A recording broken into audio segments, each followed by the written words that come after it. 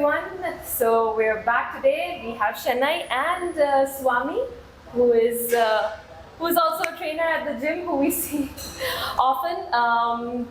But the difference is, I see Swami training children, and I found it very interesting. Something to talk about, because I think we don't, as parents, we're not aware of the benefits of training at an early age. And what Swami also does is he runs the brand D-Fit.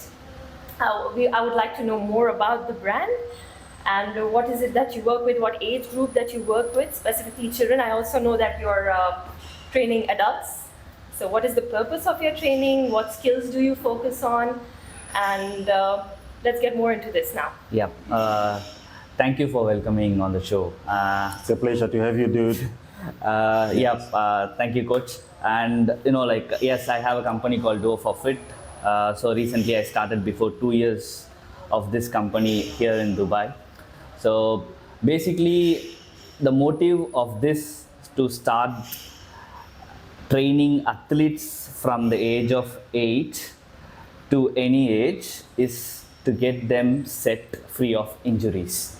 So basically, let's say let me start with myself first. So when I was playing a good level of cricket, so I got bad injuries, like I have a clavicle bone injury, I have a ACL injury, all those things. So when I look at it to go further on my skill levels, so I got struck there without having a rehab coach. So when I was playing at 2008-9, all those years back, when you want to hire someone called a strength and conditioning coach, it becomes too expensive. Let's take about for a month it goes up to 70,000 rupees or something else. At that point of time, it's very huge amount to invest and get back into the game. So what I thought is, like, when I want to develop these kids into not facing these rehab problems, all those things, to get back into the game, to keep them fit, I started this. So I left my cricket because of my injury. So I don't want the future generation to face all those things again and again. Okay. So that is the motive for me to start this company. And I was training athletes for the last solid 8-9 years of different levels. I start with the age group of 8 and 13, 8 to 13, and from there to adults of 50 plus of all sport. Okay. So that's what I'm focusing on, all about to get out of injuries. So basically on my training, as you asked me, we cover 5 phases on one session. So let's start up with your Okay, just before we go there, why is it, I'm just wondering why you started 8. Is it possible to have them even younger than that, starting maybe from 4 or 5 years old? Yes, catch but them when they are young, then you can develop I will them. say, like, you can put them at the age of 3 plus. Oh, damn. Okay. So that can be done. 3 plus. So there's no fear that can actually parents can have concerning their kids going for training. So when you look at from the age of 3 to 5, their motor skills starts developing. Okay. So to identify the colors, to identify what it is, running, jumping, and like different kinds of exercise, or any kind of sport, what he or she loves to do it. Okay. We have to put them at the age of 3 plus. 3 plus. So from there to 8, 9, 10 of years, they will explore a lot of things. So basically what I will say is, like, instead of putting your mobile into the children, Yes. put them out here. Absolutely. I agree with you there. I agree. I totally agree with it. I have 2 children and I can, Yeah. vouch for it. And So just before you go again, this is very dear to my heart. I have most parents, like, there's an episode that we did about when can you start a child into sports, when can you start a child into training, was the inherent fear with most parents is that, and like what we said, most parents, they want their kids to grow tall, for starters. They want their kids not to be exposed too much to the elements outside, like too much exposure to the sun. okay. So there's that fear with parents, and So you find parents, they want to delay their kids, so their kids, they basically stay in comfort. Now in comfort, that's when they get exposed to All those our tablets, technologies, technology, and they get, which I feel personally, they get lazier. So I just want you to dispel that fear to the parents that if a child starts training at 3, 4, 5 years, it doesn't hinder their growth at all. It does actually, it increases their awareness, it increases their attention. It even with training, it also improves even on their cognitive abilities, even in school. They can even perform better. Yes, so I totally agree with it. Let's say, as you said, like many people want their child to be taller. I mean, like till as far as I know, there is no research says that by doing training or something, your height gets stagnant or something. Exactly. It all depends upon your genetics. So Okay, so we're not speaking out of us. I agree with you there. We also mentioned the same thing. Okay. Okay. So I will say like put them into a different kind of sport. Let them explore whatever they want to, but not to the mobile. So if till the age of 8, 9, 10, out of 100%, I will say like only 4 or 5% choose their sport. Rest of them will start exploring things in a different place. exactly. So you can't decide his or sport at the age of very young. Okay. So we will find out, as a parent, we need to find out what interest he or she has in. Then we'll start developing by stage. Till that time, what we do is like we will make them to explore everything. Okay. So let's say like your strength training, yes, they can do the strength training, but based on their progressive overloads.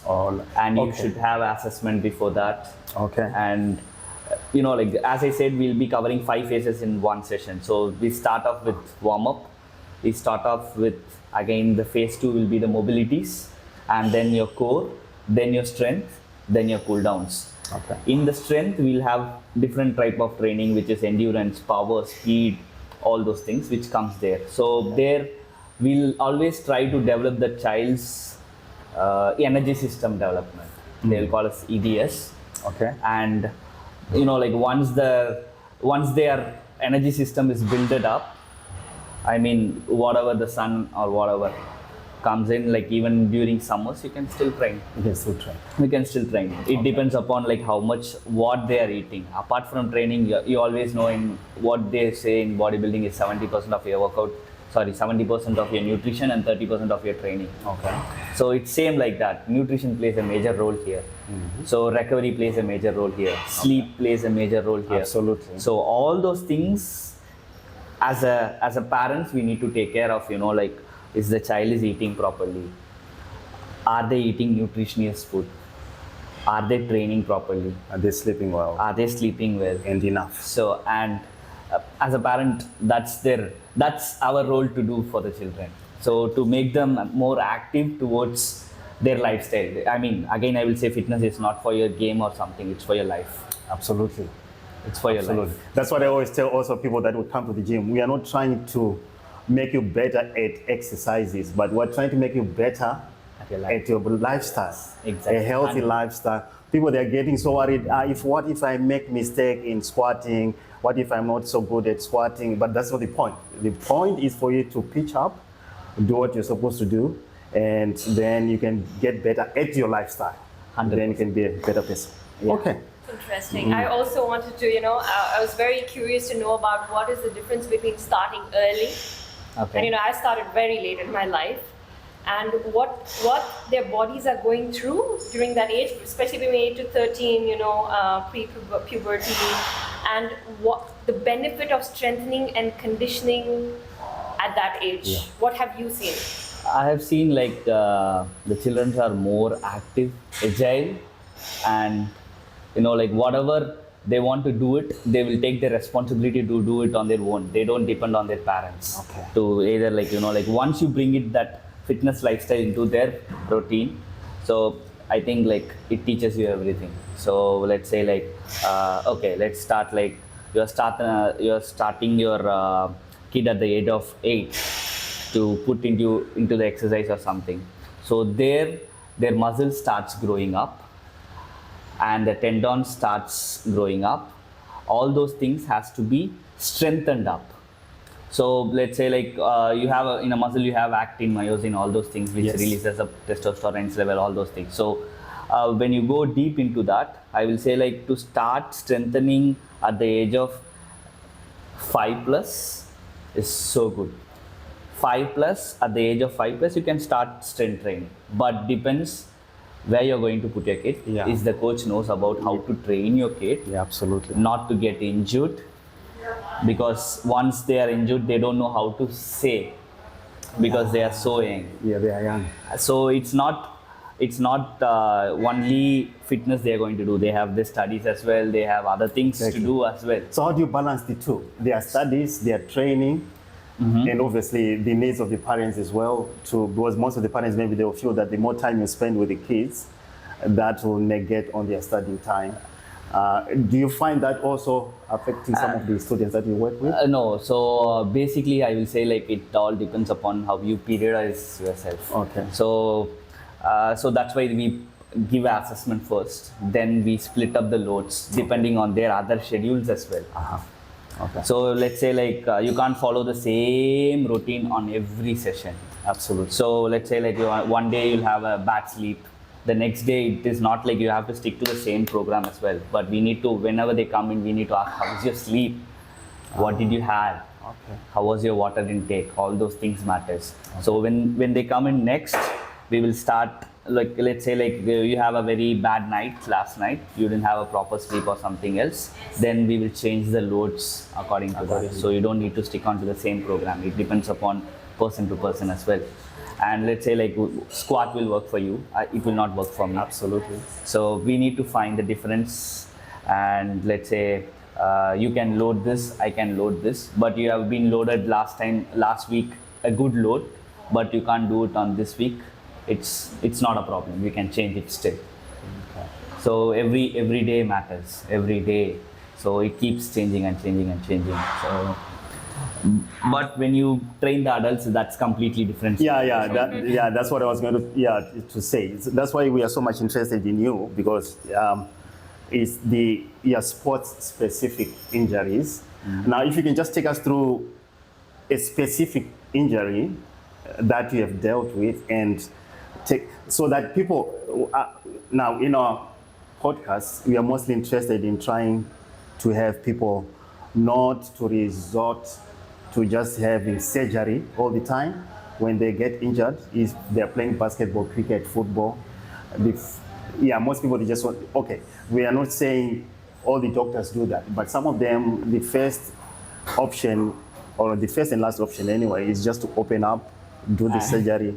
Then that obviously you need to sedate that person, you're going to cut up that person, then you're going to sew them up. Now they need recovery time, that will take 6 Rehab, months, yes, and they are away yeah, from the training, even their school is affected, which is most of the parents, they are really worried about. Where do you come in trying to avoid that option and rehabilitate, I think that's the word you use, rehabilitate them into normal functioning life again? So we'll put on a small change in the word. Instead of rehab, it's like you are getting injured and then we are treating them as rehab. Okay. We have to prehab them. Oh, we have to prehab. Prehab. Okay. So to avoid those injuries In the first place. in the first place, we have to prehab them.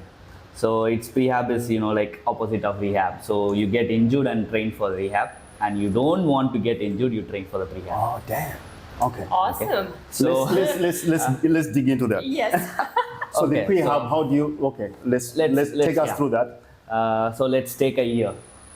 In a year, you have different sets of seasons. Yes. So when you want to put a kid into the game, so first you need to check whether is he fit to play that game. Okay, so the child comes yeah. to you. She brings a kid to you. Yes. You sit down with them. Yes. Just take us through the stages. Yeah. So that's where the assessment part comes in. Okay. So what sport he plays or she plays, or if he wants to explore some, let's say like explore some games. So you want to put your kid into the badminton for the first time, or cricket for the first time, basketball, whatever. Okay. So we will take the assessment first. We will see whether those joints are strong. So can he able to jump 1,000 times, for an example, 1,000 times in the game? We are getting fatigued. So you're getting fatigue. Is the muscle enough strong to do that? Okay. All those things we will be assessing it. So how much speed you're taking on, how much is your vertical jump height for the game, all those things will come in. Okay. So from the assessment, we will put a plan which are all the muscles we need to focus. So mainly commonly what injuries we will get in sport, like shoulder injuries, knee Okay. injuries, Okay. hip injuries, groin injuries, adductor, glutes, hamstrings. Damn, that's a lot, man. So it's not like you have only one particular injury. It depends upon the day.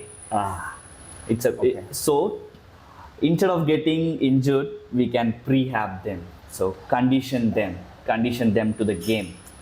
So that's where we said, like, when you're going into a year, you have a different kind of season. So which is off season, on season, pre-season, post-season, all those things. We will put a plan for the whole year. So how do you train in off season? So in that off season, what is the first 3 weeks is about the mesocycle of 1.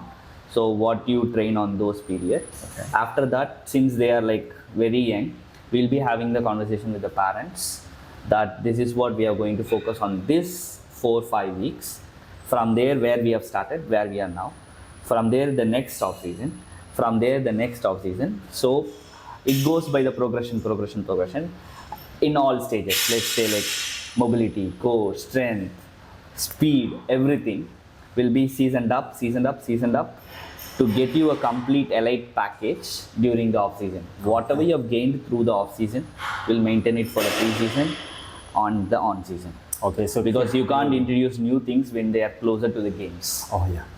So because like new movements can get them fatigued or injured or something.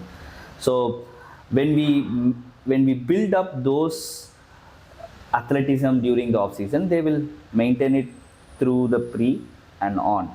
So once their game is finished, they'll come back again. Okay. What mainly parents do is, the game is coming up in 3 weeks or 4 weeks, They they'll put bring them the into the kid, kid and make them fit, which is not going to happen. We can't train them during, pre-season.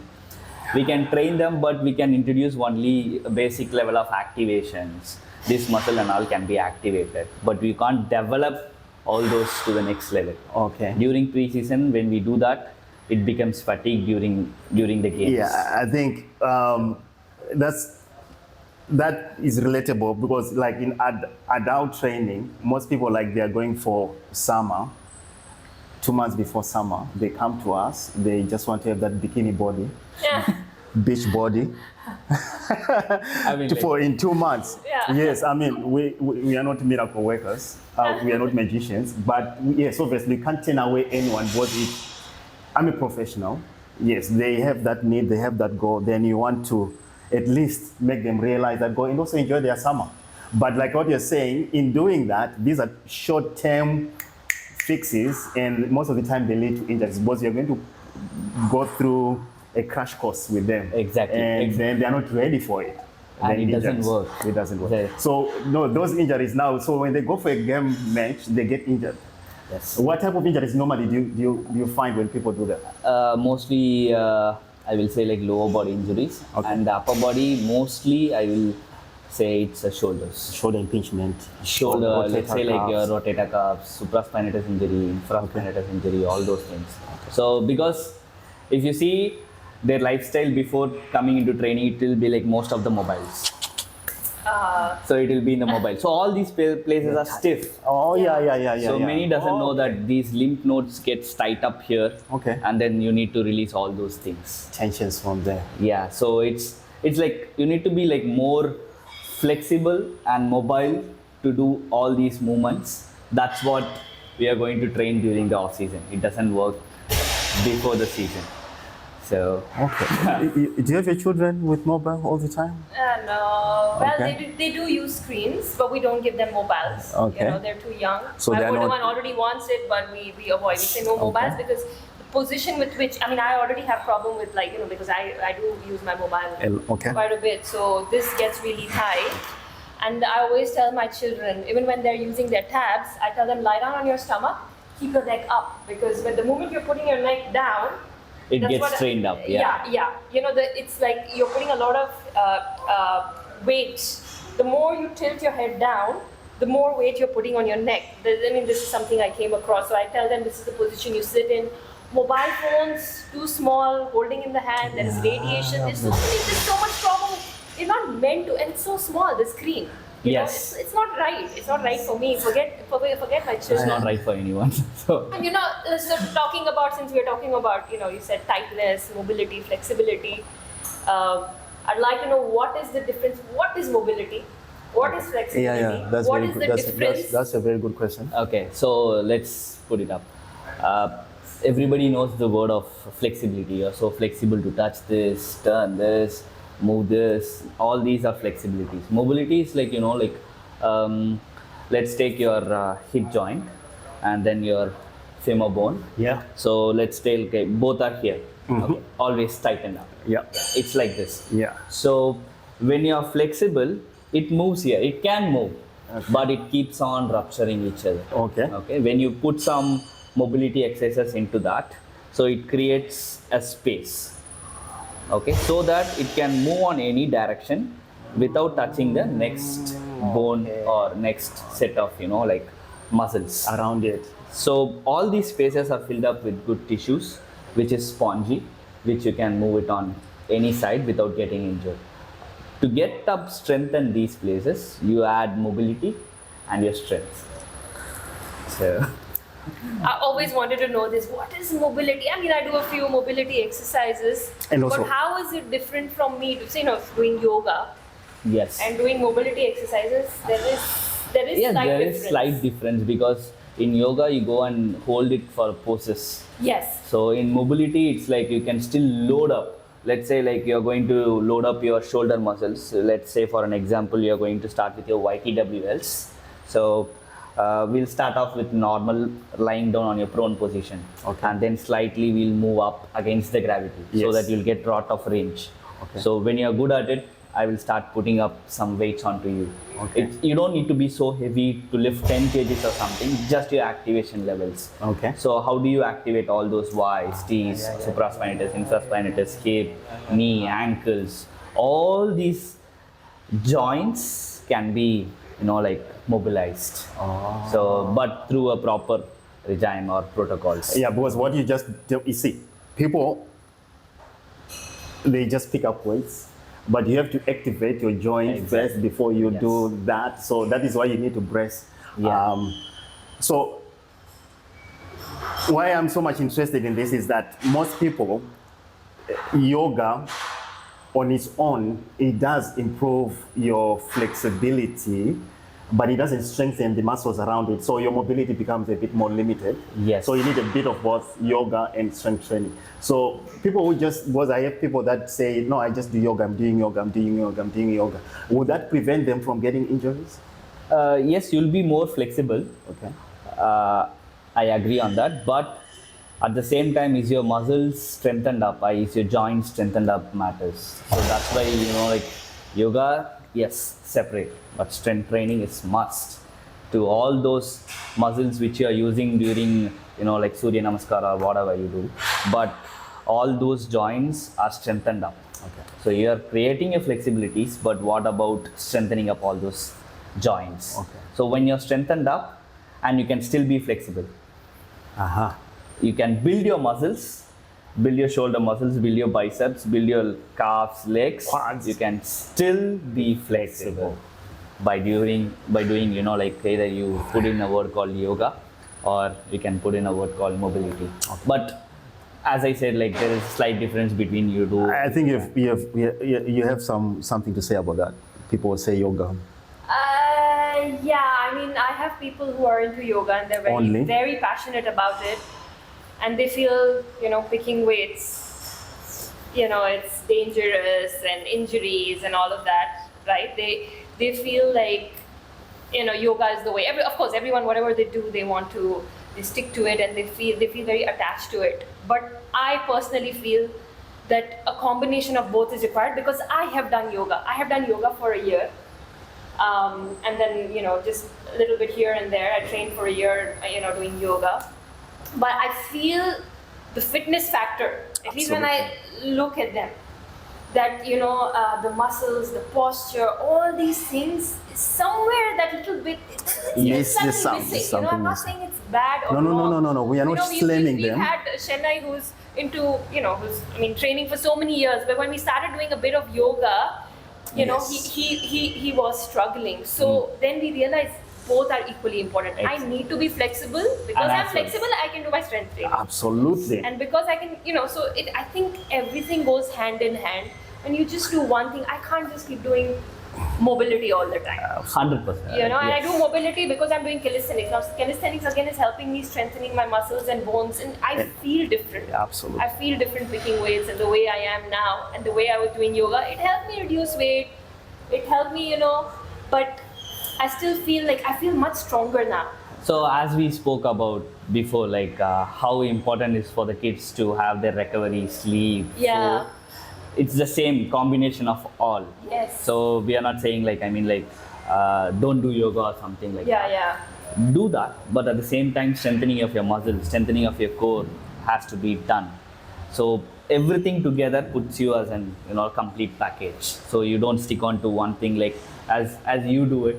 So you run a lot of running in your treadmills, like 20 kilometers, all those things. But you still do strength training. Absolutely. But you still. And yoga. But Yeah. Yeah, I mean, to be honest, it was I was in that. I was one of those people running away from. Was when I was in Fitness First, we used to have where we have club Sunday or club days where as trainers we come together, then we do some activities, and mostly it was you have yoga classes, and I used to hate yoga classes because it hold a certain position when you're a bit bulky and all that. It's hard. Holding that position is hard. Yeah.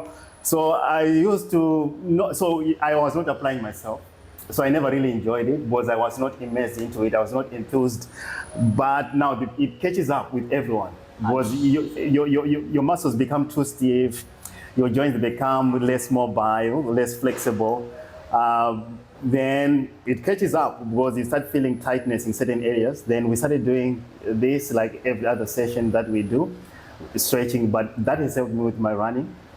Though I'm not running 20 kilometers, just a little bit less than that. But that has helped with my running because I told you that actually I can run faster, I can run longer because I feel my mobility is a bit loose. I can go for a longer distance because there's nothing holding me back. So I also injuries, like what you're saying, it avoids injuries. You stay away from injuries because normally,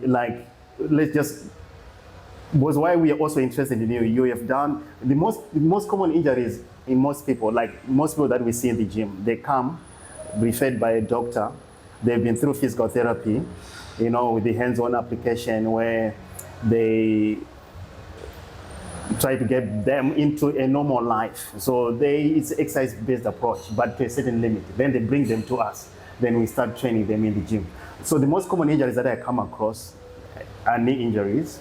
Most of people, even not only injuries, but they have issues niggling, which is so common in Dubai. Yes. Yeah. Knee issues, hip issues, shoulder issues. Because most of the people, because of the subcontinent origin, most are into cricket, they're into badminton.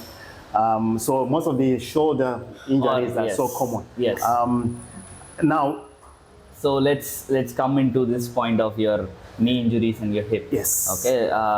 So let's say like in our days, so when we are in India, so we used to go for the washrooms in India. So where we used to squat Yeah.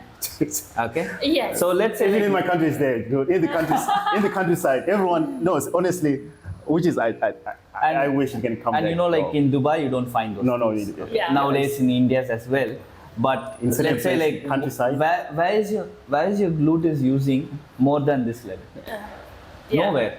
So what happens? Your squat position changes. Absolutely. Okay, so you don't flex yourself to the extreme level of motion. That's why we train. Like if you ask any kid to now sit in a full squat position, they will put their heel up and then. Yeah. True. Okay.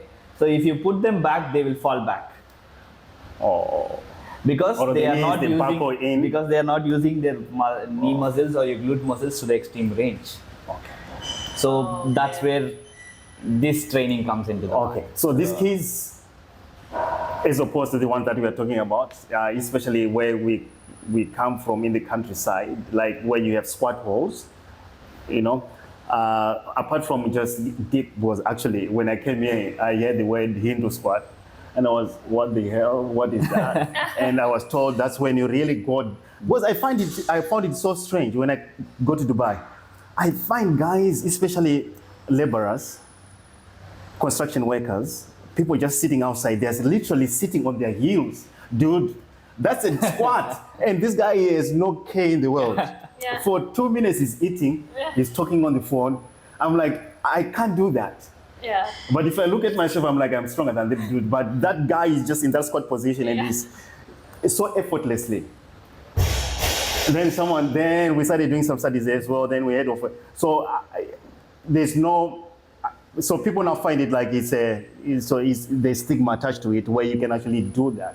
But that's the best thing. Now we are sitting on these elevated places to relieve ourselves, which is basically like what you're saying, is limiting our positions. We can't even, if you take someone, you have people coming to the gym, they can't even squat. That's what we are. For their life. They can't. So some of those old paleo, things, at times you wish they can come back anyway. So when you put this word into yoga, it's called Malasana pose. Okay. Malasana is nothing but so it's actually part of yoga. Dude, that's massive. So it's like you start, when we are realizing it, maybe post 25, 30s, but you can't do that same mistake to your kids what you have done. So, I get it. So, but it's our responsibility to put your kids into the training at the early age of, 5+, I would say. But start using the movements. So let's say you don't get restricted at any point. Let's say you have your shoulder rotations or your squat position. Whatever exercises you are giving to them or whatever movements you are giving to them, we have to set them free to do it. So we should not find it difficult for that kid to do that movement. Okay. So that's what I concentrate more on 13 down, is to use their range of motions. Okay. So from there we strengthen it up, from there we build it up. So it's very important to explore them in different types of, running, squatting, plyometrics, all those things. If you ask, as I saw, your kid used to put a lot of boxes and they start jumping. Yeah. So that will develop their habits in the future. So you mind, let's say, you go for a plyometric. So you're doing the right thing for the parkour thing, they come to the gym, we get them on Sunday, just getting them used to this environment, and they love to come, just set up their things, and then they ask me, Mommy, do it. So my little one can do it the best, he's 6. Then my 10-year-old can do it not as good as the 6-year-old. Yeah. And of course, I'm even scared to stand at that height. So, we're conditioned and wired at this age. There is fear. I think more than anything, there is fear. Fear, yes. Of falling and getting hurt. So in the injury part of it, I think it always plays, in our mind. We don't want to have that. Yeah. So it's amazing. My 6-year-old, I don't want to stop him. He is so good, doing high jumps and all this. Yes. He doesn't care. It's like he knows he's going to be fine. I know he's going to be fine, and he's being trained in the right, at the right time. So Exactly. We started him when he was. Yeah, true. I think That's he why. was, That's why. 5. That's a perfect age. So you're right. He actually started parkour when he was 5. And there are 3-year-old kids there. So that's a conversation. But they start parkour from 3 to 5, that age, and the kids who are maybe 3 to 4 can actually be better than my 6-year-old. Yeah, true. So I feel this should not stop. I think this has been a great conversation. I would like to talk more about it. Thank you for being with us, Swami. Thank you. There is so much more about, especially children. And I think it's a very unique, it's a very niche, audience that you have. It's I don't see a lot of people into it, and it's interesting when I see that. I wish I would have done that as a kid, and it keeps me going. When I see this, I will never stop my children from being active. Exactly. It totally changes everything. It's something they really enjoy. It's natural to them. phones and screens are not natural to them. Yes, 100%. This is what jumping and at home we are as parents yelling at them, don't do this, don't do that. We should put them in an environment where they're free to do it, and I think that's so important. Whatever information you've given is so valuable. Thank you so much. Thank you. I would And love. I hope we meet again. Yes, I would love to have you again. Sure. Maybe to look at, because you deal with a lot of ACL injuries, meniscus tear injuries, which is so common in sports. Now that's another extreme level of injury, severe injuries. Now, obviously, when it comes to someone like, because they have been not training or exercising, just my next door neighbor, now is starting to have some niggling in the knees. That would be a very easy thing to deal with. So we just wanted to come back next time, maybe try to differentiate between the two, how you approach rehabilitate. Now I'm using that word again. Rehabilitate, both is already injured, rehabilitating this guy and rehabilitating this guy, the two extremes, and also just to give hope to people that it's never too late. It's best yesterday, it's better today, And it will be better tomorrow. it can be worse tomorrow. Yeah. Because tomorrow is never promised. Yeah. So let's work on that end. Yes, It'll be nice. Thank you for Thank having you. us. Thank you, Coach. Thank you so man. much. Thank you. Pleasure. Thank you. Nice to have you. Yes.